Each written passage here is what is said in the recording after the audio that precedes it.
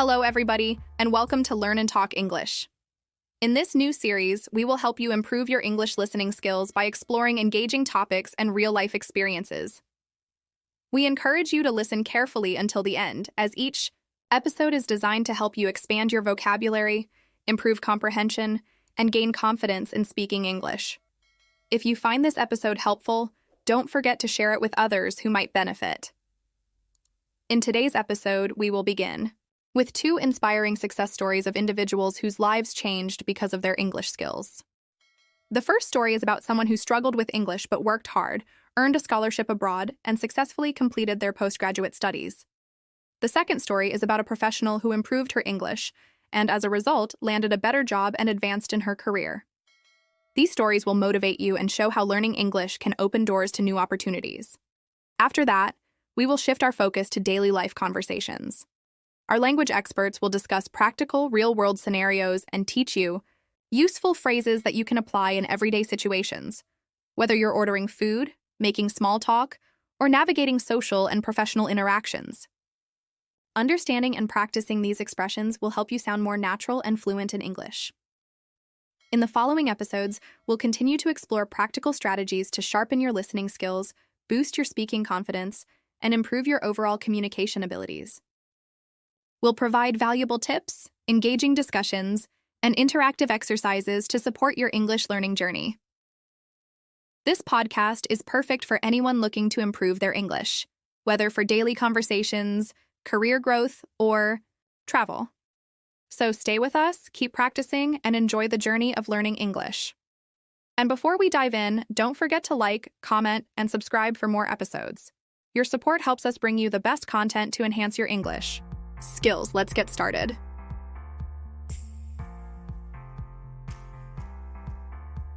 Welcome to the Learn and Talk English podcast. Today, we have an exciting episode lined up for you. First, we'll explore Sunil's inspiring journey to confidence, a story about a student from India who overcame his struggles with English to thrive in a postgraduate program in the United States. Then, we'll hear Maria's journey to success, the story of a determined professional from Spain who built her confidence in English and landed her dream job. After that, we'll dive deep into the theme of this episode, building self-confidence in English communication. Now, let's start by listening to Sunil and Maria's inspiring stories.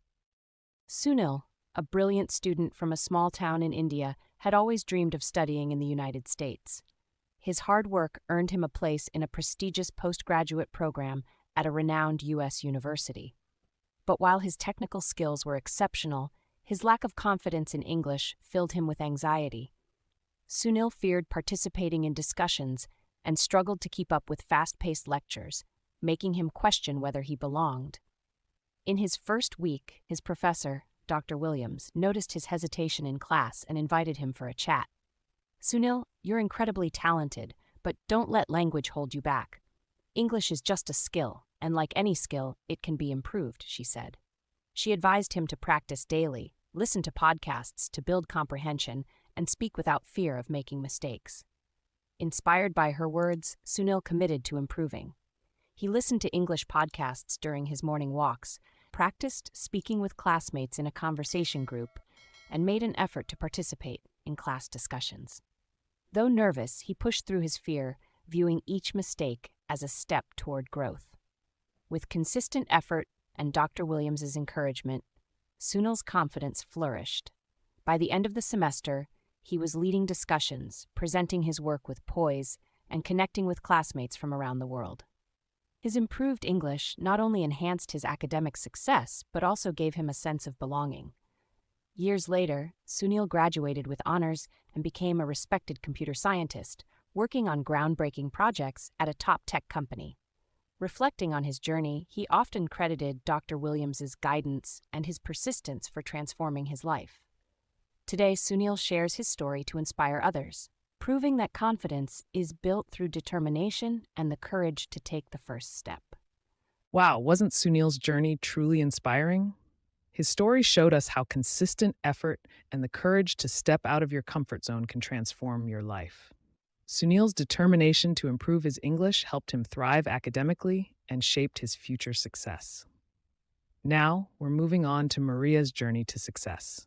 Maria's story is about her transformation from feeling unsure about her English skills to landing a dream job in the international business world. We'll hear how she overcame her fears and embraced professional growth opportunities. Let's listen to Maria's story. Maria, a determined young woman from Spain, always dreamed of advancing her career in international business. Though she was highly skilled in her field, her limited confidence in speaking English held her back. In her hometown, English was rarely spoken outside of classrooms, and Maria often avoided using it, fearing mistakes or judgment. When she was shortlisted for a prestigious managerial role at a multinational company, Maria knew English fluency was crucial. The interview process required presentations and discussions in English, and she worried her lack of confidence would ruin her chances.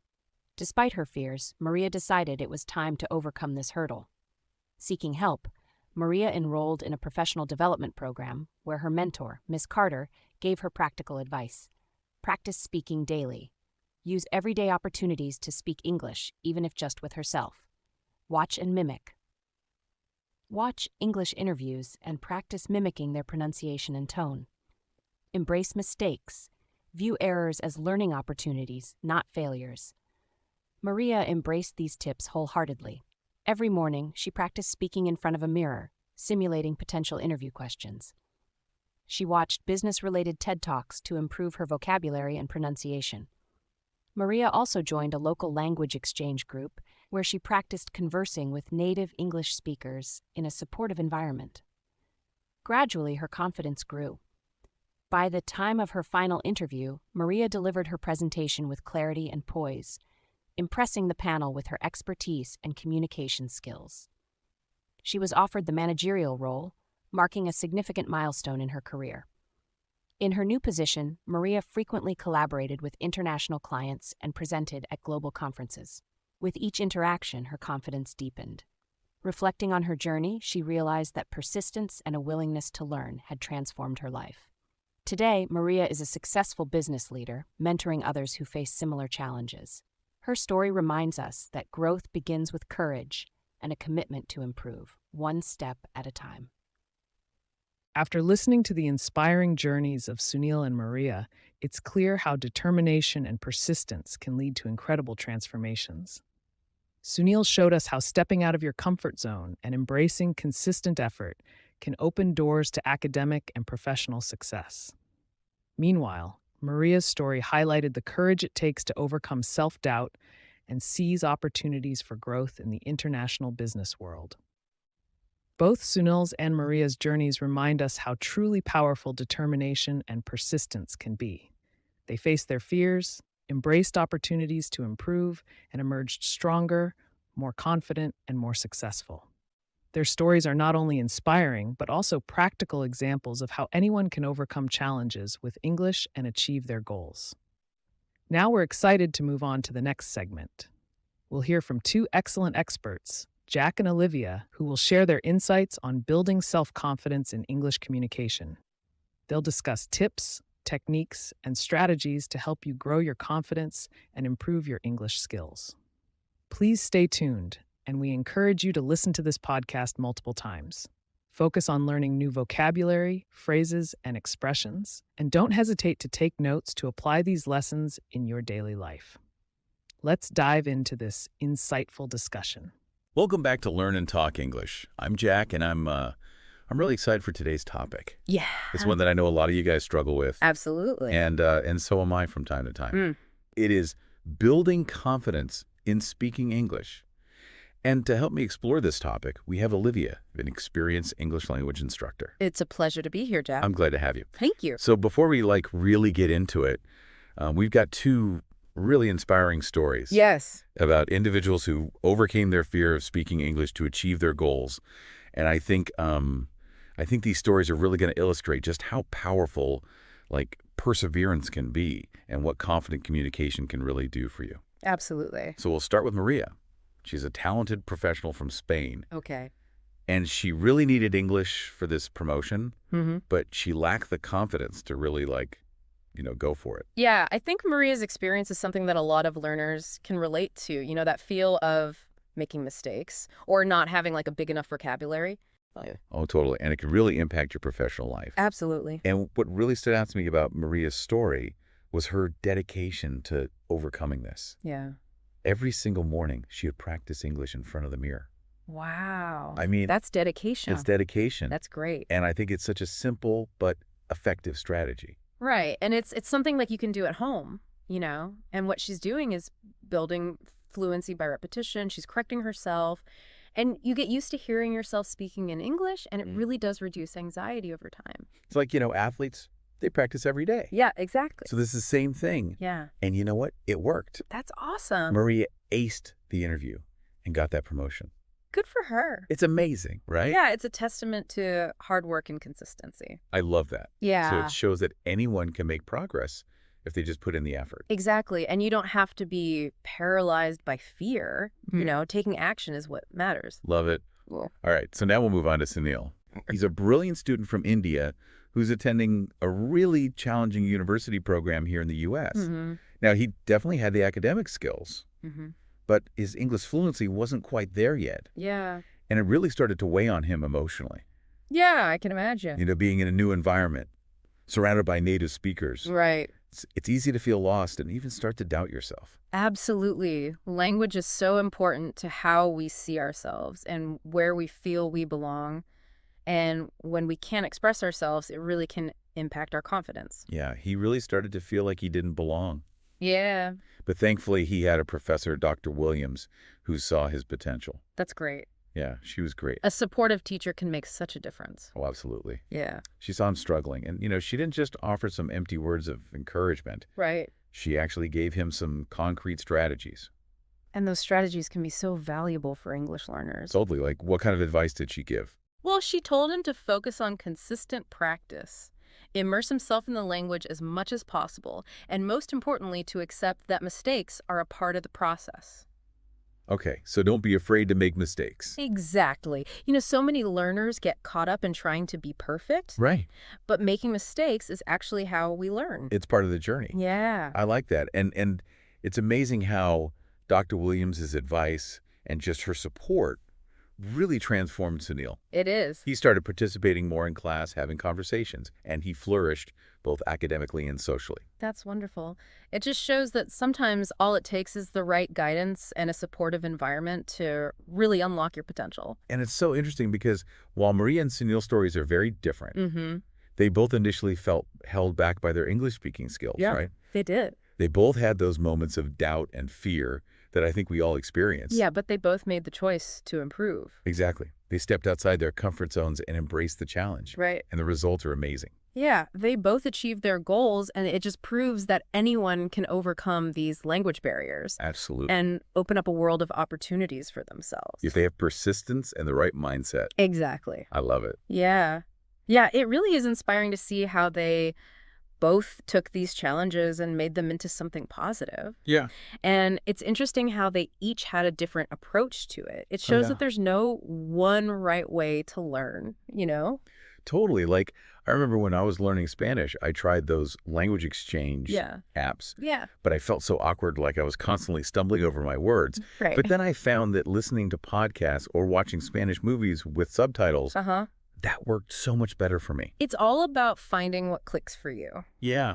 And, that reminds me of another important takeaway from Maria and Sunil's stories. Okay. It's all about your mindset. Oh, yeah. Like when Dr. Williams told Sunil to embrace his mistakes. Exactly. It's not just something nice to say. Right. There's actually research that backs that up. Oh, really? Yeah. Yeah. It's called the affective filter. Okay. The what filter? Affective filter. Affective filter. Yeah. And basically, it's this idea that when we're anxious or afraid to make mistakes, it creates a mental block that stops us from learning. Like, we're so worried about being perfect that we can't actually take in any new information. Exactly. But when we have a more positive attitude and see mistakes as opportunities to learn, Yeah. that filter kind of disappears and our brains are more open to learning. Oh, wow. I can definitely see that. Yeah. Like, I used to be so scared of mispronouncing words or messing up the grammar that I would just avoid speaking altogether. Right. But then I realized that I needed to let go of that fear of making mistakes Yeah. and just focus on getting my message across. Absolutely. And the more you practice, the more comfortable you'll become. It's like working out a muscle. Exactly. You got to keep using it. So what are some practical steps that our listeners can take to build their confidence in speaking English? Well, I think the first thing is to find opportunities to practice consistently.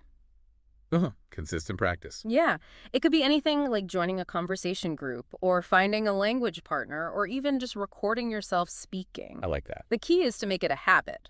Yeah, just a little bit every day goes a long way. Exactly. And don't forget about immersion. Okay. Surround yourself with English as much as you can. Like listening to music. Yeah, music, podcasts, movies, TV shows, anything you enjoy. So you're constantly hearing the language. Right, and you'll start to pick up on the nuances of pronunciation and intonation. That makes sense. And what about different learning methods? Like, are there some that are better than others? I think it really depends on the person. Yep. Some people do well in a traditional classroom setting, Right. while others prefer to learn on their own. Yeah.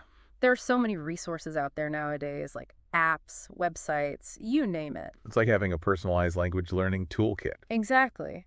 And one more thing, don't be afraid to ask for help. If you're feeling stuck or you need help with a particular aspect of English, find a teacher, a tutor, someone who can give you feedback and guidance. It's like having a coach in your corner. Exactly. And remember, you're not alone in this. Yeah, Maria and Sunil, they both had people supporting them. Right. And you have this community. We're all in this together. That's so true. It really is a community effort. Yeah, we can all learn from each other and support each other. Exactly. And speaking of growing and improving, Yeah. let's talk about the benefits of being confident in speaking English. Yeah. Because it's not just about communication. Right. It opens up so many doors. Exactly. Both personally and professionally. Like we saw with Maria, she got that promotion. Yeah.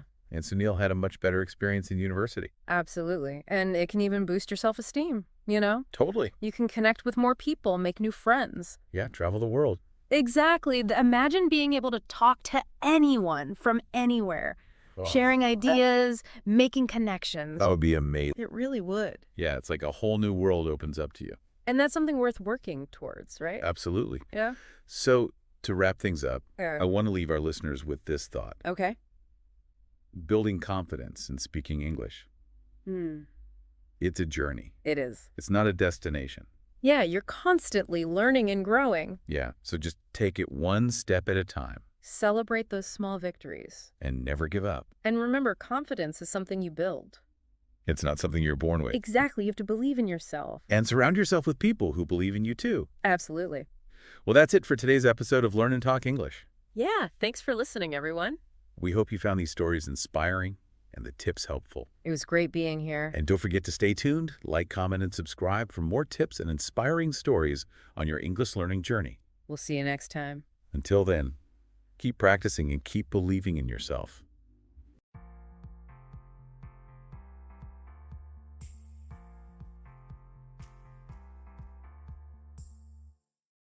Welcome back. In this next segment, we have something exciting and valuable for you. We'll be listening to two English experts as they discuss an English conversation lesson focused on family, jobs, and more, all essential topics for improving your communication skills in everyday life. This discussion will introduce you to practical vocabulary, useful phrases, and natural expressions that will help you speak more fluently and confidently.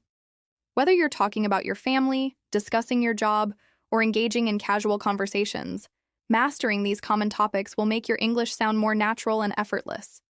We encourage you to listen carefully and pay close attention to new words and phrases. Try to note down any expressions that are new to you, and think about how you can use them in your own conversations. The more you expose yourself to real conversations, the better your listening skills will become.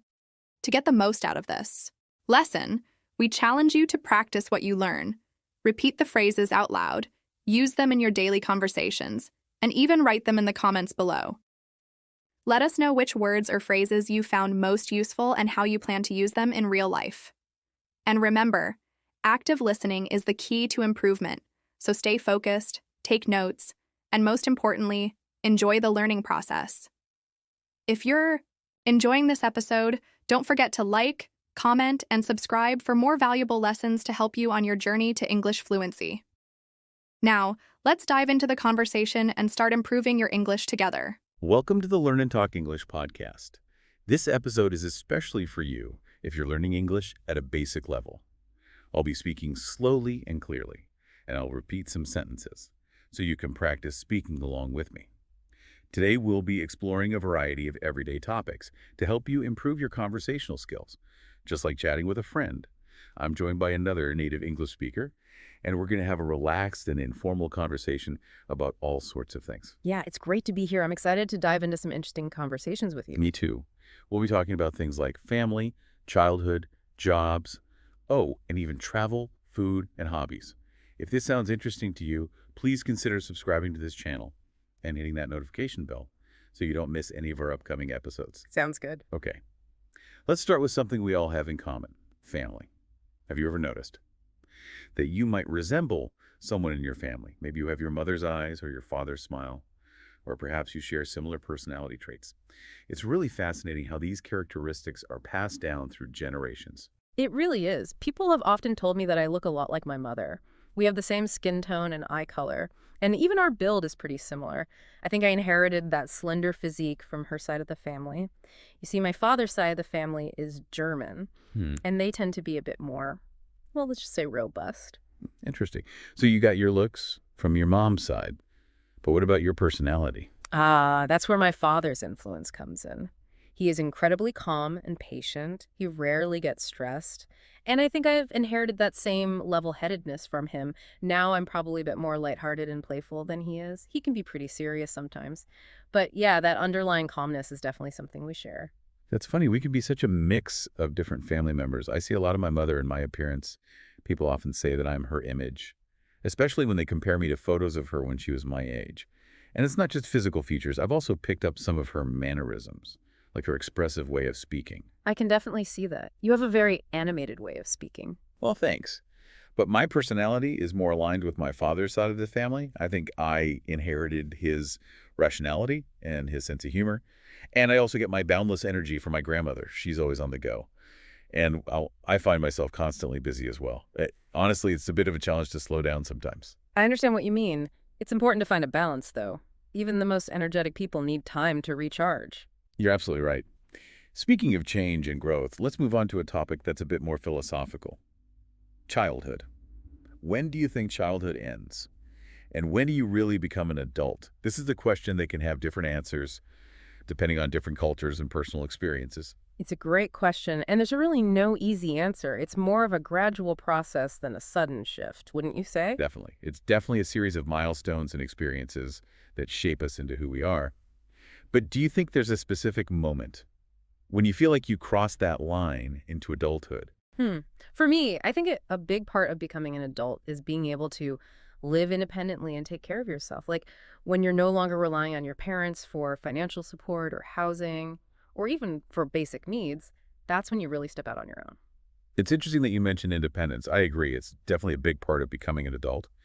But I also think being able to make your own decisions is crucial, even if you still ask for advice or help from others, because you are ultimately responsible for your own choices and the consequences that come with them. I see your point. It's about taking ownership of your own life and making choices that are right for you, even when those choices are difficult. Exactly. And sometimes life throws unexpected challenges at us, challenges that force us to grow up faster than we expected, like having children, for instance. I think that could be a huge transition into adulthood. Absolutely. It definitely changes your priorities and makes you think about the needs of someone else before your own. It's a big responsibility, but it's also incredibly rewarding. Now let's change gears a bit and talk about something many of us have experienced. Yeah. Jobs. I think everyone has at least one story about a job that wasn't exactly the right fit. What about you? What was your worst job experience? Oh, that's easy. It was definitely being a dishwasher. I was just 16 at the time. And it was a rough environment, to say the least. The kitchen staff were all much older than me. And let's just say the language wasn't always appropriate. It wasn't exactly a welcoming place for a quiet teenager. I can imagine. Kitchens can be pretty intense places to work. Yeah, and then there was the actual work, washing dishes all day long. It was so hot and humid. Yeah. And I was constantly dealing with greasy, dirty dishes. Ugh. I even cut my finger on a broken glass once while I was washing up. Oh, ouch. That doesn't sound fun at all. Yeah, it wasn't exactly the highlight of my career. I hear you. Thankfully, we've both moved on to more enjoyable things now. I think my worst job was working at a call center one summer. It was my first office job. Yeah.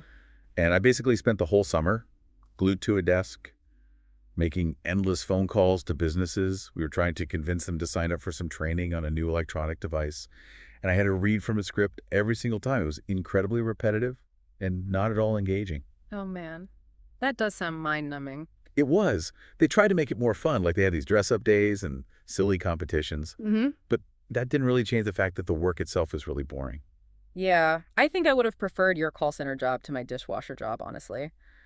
I had another pretty bad job working as a sharpshooter for a company that took photos of tourists. Basically, I would take photos of people without them knowing and then try to sell them overpriced prints of the photos.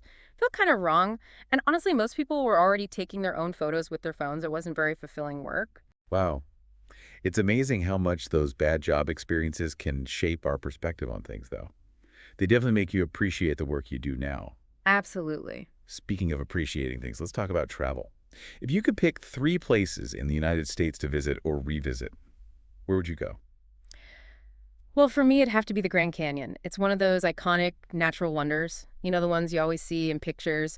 And I've just always wanted to see it in person. I can only imagine how amazing it would be to just stand there on the rim and look out over that vast expanse. Yeah, the Grand Canyon is definitely on my travel bucket list too.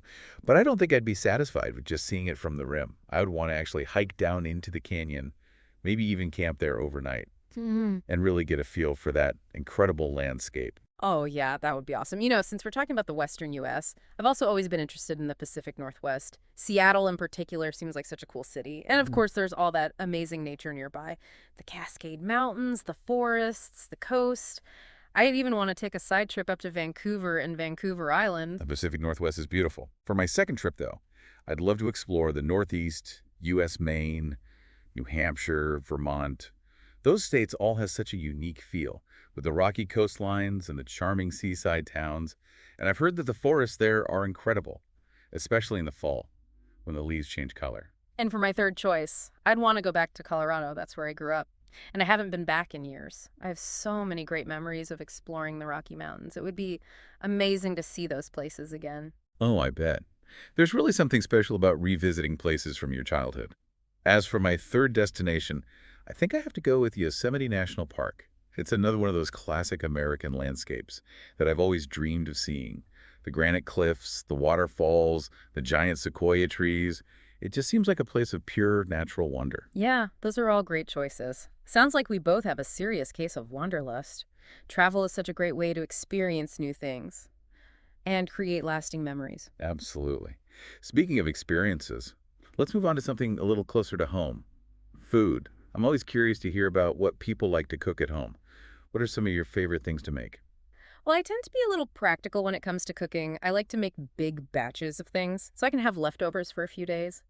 One of my go-to dishes is chili. It's hearty and flavorful, and it's perfect for cold evenings. Oh, I love chili too. It's so comforting and satisfying, especially during the winter. Plus, it's a great way to use up any leftover ingredients you might have. Yeah, exactly. What about you? What else do you like to make? See, I also really enjoy making fish tacos.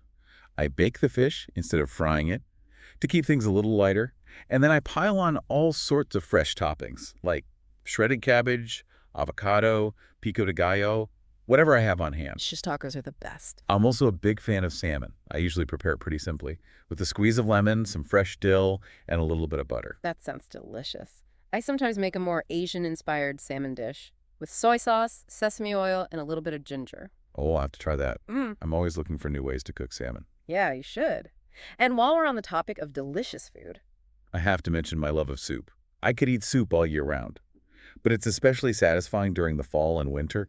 Lately, I've been experimenting with different butternut squash soup recipes, and I make a really good Italian vegetable soup, too. oh yeah, soup is definitely a classic comfort food. It's so versatile, and it's perfect for any occasion. Okay, now let's switch gears for a moment Yeah. and indulge in a bit of fantasy. If you could design your dream home, what 3 features would you absolutely have to include? Ooh, I love this question. Let me think. If I could have any house in the world, it would have to have a spacious living room with high ceilings and huge windows that overlook the Mediterranean Sea. Wow, that sounds absolutely breathtaking. Can you imagine waking up to that view every morning? It would be incredible. I picture my dream home perched on a cliffside with the sound of waves crashing against the rocks below. And to go with that open living room, I'd also want a big open kitchen that flows seamlessly into the living area. I love how open floor plans make it easy to be social while you're cooking. Yeah, I love that idea too. It creates such a welcoming atmosphere. What would your third must-have feature be? For my third essential element, I'd have to have a dedicated game room. It would be my ultimate entertainment space. With a pool table, a ping pong table, foosball, a big screen TV for video games, and of course a huge collection of board games. A game room sounds like so much fun. I can already picture all the laughter and friendly competition. Yeah. What about you? What features would your dream home include? My dream home would definitely have a spacious open living area too. But I'm not too picky about the specific view. For me, it's all about natural light. I'd love to have big windows that let in tons of sunshine to create a bright and cheerful space, maybe with a view of a peaceful forest or a nice garden. Oh yeah, natural light is so important. It can really make a space feel more inviting. Exactly. And from a more practical standpoint, I'd also need a dedicated studio space where I could film my English lessons and YouTube videos. I'd want plenty of room for different backdrops and equipment, and a comfortable setup for creating all my content. Makes sense. Having a dedicated workspace is definitely important for productivity and creativity. And finally, for a little bit of luxury, I'd love to have a rooftop deck. It would be the perfect place to relax and enjoy the outdoors. Imagine stargazing on a clear night, or just soaking up the sun with a good book. Ooh, a rooftop deck is a great idea. It's like having your own private oasis. Now let's shift gears again and venture into the fascinating world of nature. We're both big fans of nature documentaries, Yeah. and we're always amazed by the incredible diversity and wonder of the natural world. What are some cool nature facts that you know? Okay, well, one that always sticks with me is the fact that some turtles can actually breathe through their butts. Wait, you're kidding. That's incredible. I know it sounds strange, but it's true. Certain freshwater turtles can absorb oxygen from water through their cloaca, which is like a multi-purpose opening they have for excretion, reproduction, and in this case, respiration. Wow, that is amazing. Nature's full of such unexpected adaptations. I recently learned something really interesting about butterflies, too. Did you know that when a caterpillar forms a chrysalis, it basically digests itself? It breaks down its body into this liquid state, and then it completely reassembles itself into a butterfly, using its own DNA as a blueprint. Whoa, I had no idea. That's like something out of a science fiction movie. I know, right? And speaking of incredible transformations, let's talk about albatrosses. They have the longest wingspan of any bird in the world, reaching up to 12 feet. Wow. That's longer than most cars. It is. And because their wings are so big, they need a really long runway to take off. Like they actually have to run and flap their wings like crazy just to get airborne. That's fascinating. I also read that albatrosses mate for life, which is pretty rare in the animal kingdom. They do, and they have these incredible long-distance relationships. They spend most of their lives soaring over the ocean looking for food. Yeah. But they always return to the same nesting grounds to breed and to reunite with their mates. It's really a testament to their amazing navigation skills and the strength of their bond. Speaking of amazing creatures, have you ever heard of mantis shrimp? Oh, yes. Mantis shrimp are so cool. They're known for their incredibly powerful punch, which they use to stun their prey. How powerful are we talking? Well, they can generate enough force to break through aquarium glass. No way! That's insane! It's hard to believe that something so small can be that strong. I know, and that's not all. Mantis shrimp also have the most complex vision system in the entire animal kingdom. While humans only have 3 types of color receptors in our eyes, mantis shrimp have somewhere between 12 and 16. This allows them to see a much wider range of colors, including ultraviolet light that's invisible to us. Wow, nature is truly full of wonders. Now, since we're talking about American culture, I thought it would be fun to discuss a uniquely American holiday, Thanksgiving. It's a time for families to come together, to share a delicious meal, and to express gratitude for all the good things in their lives. I've heard of Thanksgiving, but I'm not really familiar with the traditions. Could you tell me a little bit more about it? Of course. Thanksgiving is celebrated on the 4th Thursday of November, and it commemorates a harvest feast that was shared by the Pilgrims and Native Americans way back in the 17th century. Oh, that's interesting. So it's a historical holiday. Yeah. And over the centuries, it's evolved into this really cherished national tradition. The centerpiece of Thanksgiving is definitely the food. What kind of food do people eat on Thanksgiving?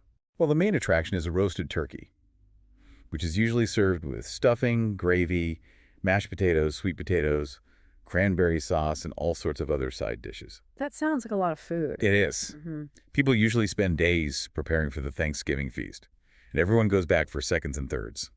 What is stuffing? Stuffing is this savory dish. It's made with bread, vegetables, herbs, and seasonings, and it's traditionally cooked inside the turkey, which gives it a really rich flavor. And what about cranberry sauce? I've seen it in stores, but I've never actually tried it. Cranberry sauce is a sweet and tart condiment. It's made from cranberries, sugar, and sometimes orange zest. It adds this nice boost of flavor to the Thanksgiving meal, and it goes especially well with turkey and mashed potatoes. So you have the main course and the side dishes, and of course no Thanksgiving meal would be complete without dessert. What's the traditional dessert for Thanksgiving? The classic Thanksgiving dessert is pumpkin pie. It's this spiced pumpkin custard that's baked in a flaky pie crust, and it's often served with a dollop of whipped cream. Oh man, that sounds delicious. It is. And after the meal, people usually relax and watch football games, or play games, or just spend time chatting with each other. What is football? I've heard people talk about it, but I'm not sure I understand the game. Well, American football is a really popular sport here in the U.S. It involves two teams trying to move this oval-shaped ball down a field by running with it or passing it.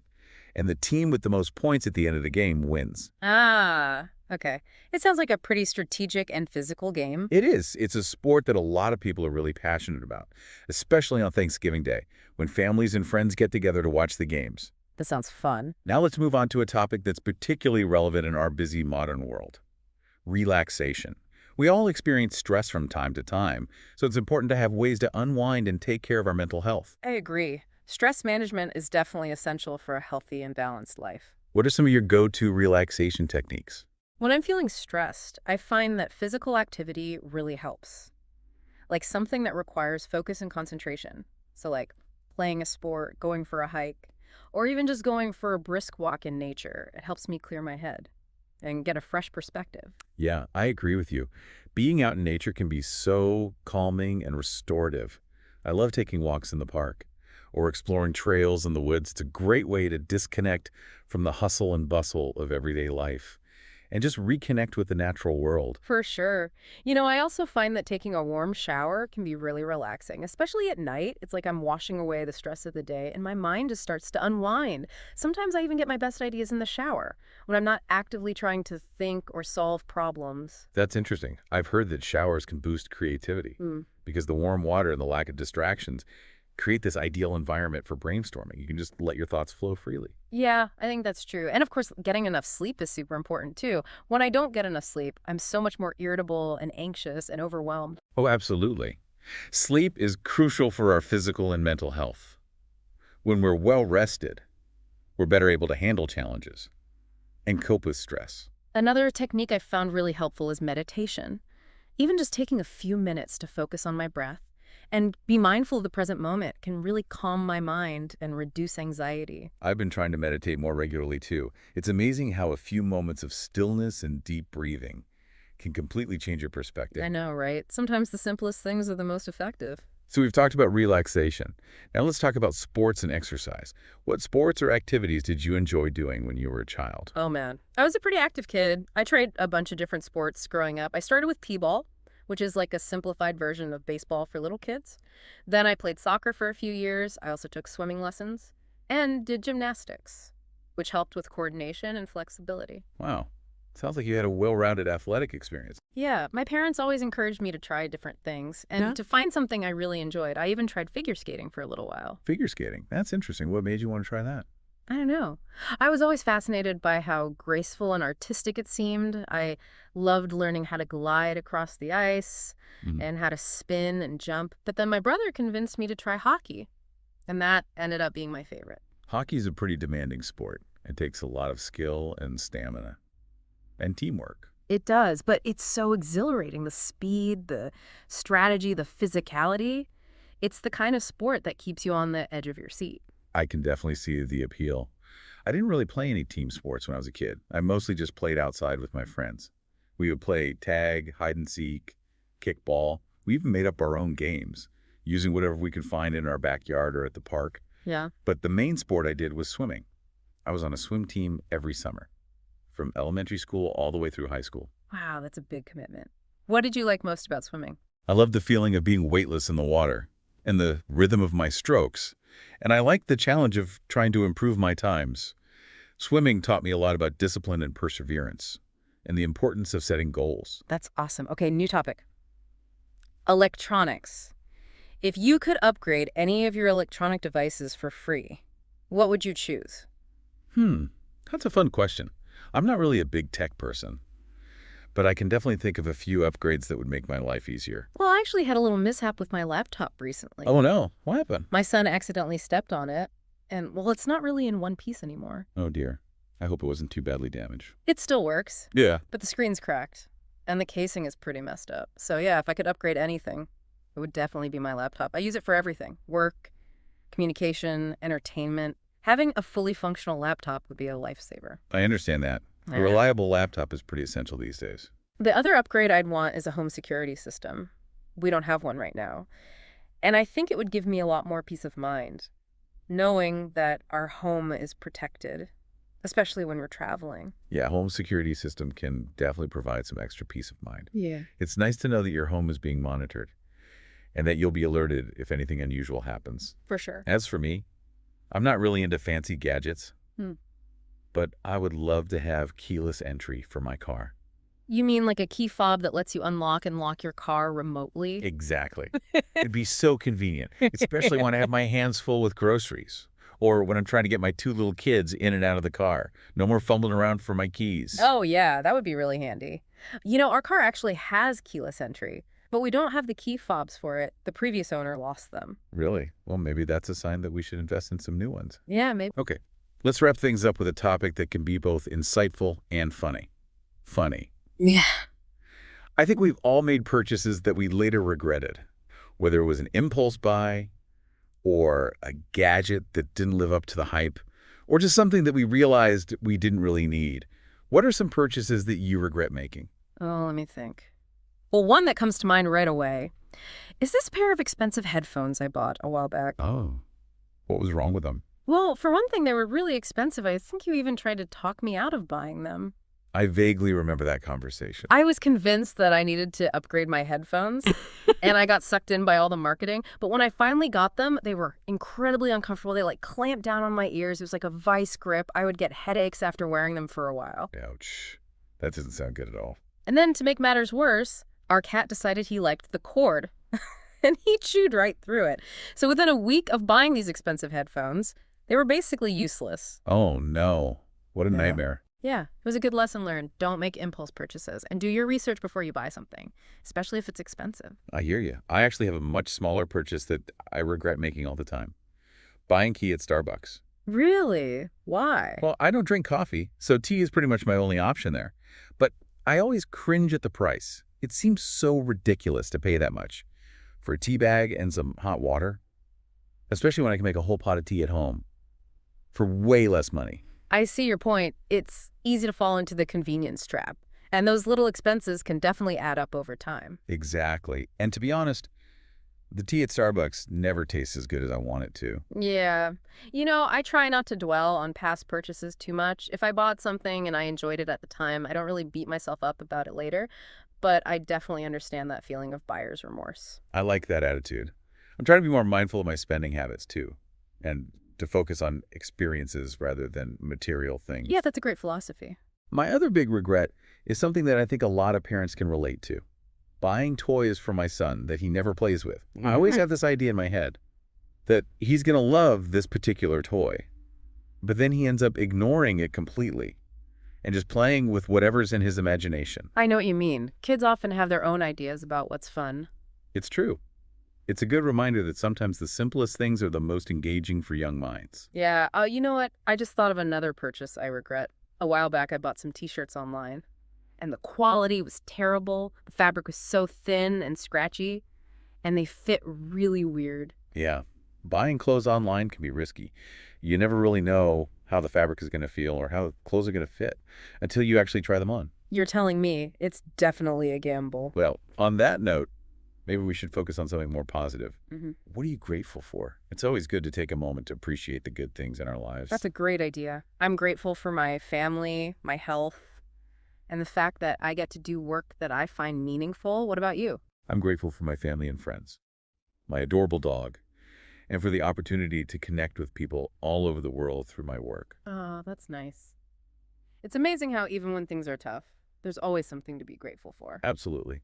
And on that uplifting note, I think it's time to wrap up this episode of the Learn and Talk English podcast. Sounds good. We've covered a lot of ground today. We talked about family, childhood, jobs, travel, food, hobbies, relaxation, sports, electronics, and even money. Yeah, it's been a really interesting conversation. I hope you found our discussion engaging and informative, and that you learned some new vocabulary and expressions along the way.